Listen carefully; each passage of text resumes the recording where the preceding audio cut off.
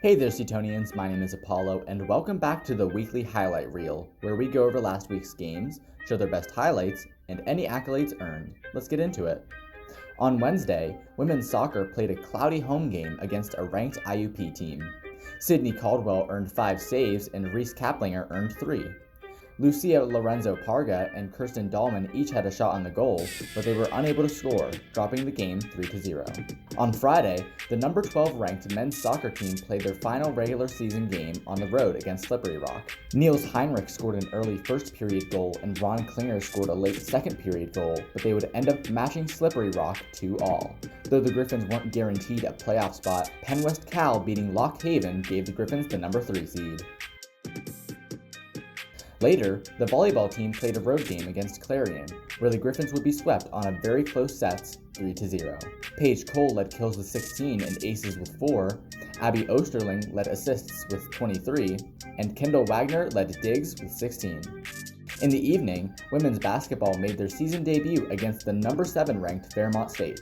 The Griffins would be down in the first quarter 20-9, but they didn't give up, slowly narrowing the lead until finally, in the fourth quarter, the Griffins made the impossible possible, taking the lead and upsetting the Falcons 77-73. The cross-country team wrapped up their season at the NCAA Atlantic Regional.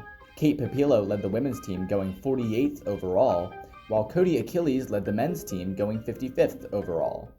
On Saturday, the volleyball team had another road game, this time against UPJ. The game lasted to the 5th set, where the Griffins suffered a close loss 3-2. Paige Cole led the Griffins with 19 kills, Abby Osterling led assists with 38, and Katie Floor earned 10 blocks. Later on, the football team traveled to play against the number 10 ranked Slippery Rock. Todd Phillips scored 2 receiving touchdowns and Kyron Craggett earned a 9-yard rushing touchdown, but it wasn't enough against Slippery Rock's offense, as they fell 38-20. Also on Saturday, for their final game of the season, women's soccer held their senior day during their match against Edinburgh. Brenna Springer managed to earn a corner kick goal in the first period and Sydney Caldwell would have 8 saves, but the game ended in a tie 1-1. That night, women's basketball played another road game against Concord University. The offense for the Griffins exploded with Christian Fry, Shay Bailey, Hallie and Helene Cowan, and Mia Kalick all earning double-digit points on the night, in another great win for Seton Hill, 120-77. Men's basketball also made their season debut that night against Salem University. In both halves, the Griffins would outscore Salem, led by Kedrick Curtis and Ryan Mice, both scoring 16 points each for the win, 71-54. On Sunday, the wrestling team made a trip to Cleveland, Ohio for the Bob Del Rosa Intercollegiate Open, where 5 Griffins placed.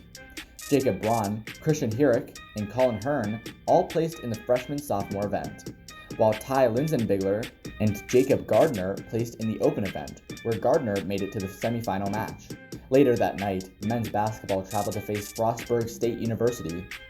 Once again, the Griffins gave themselves a big first-half lead, and that lead only grew throughout the game.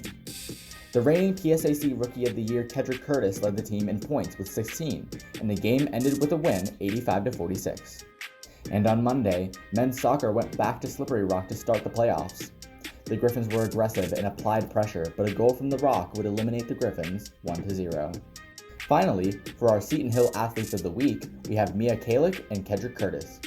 In her 2 games, Mia made 9 field goals out of 11 attempts, going 6 for 6 in her game against Concord, and Kedrick went 12 for 18 on field goals, earning a total of 32 points across 2 games.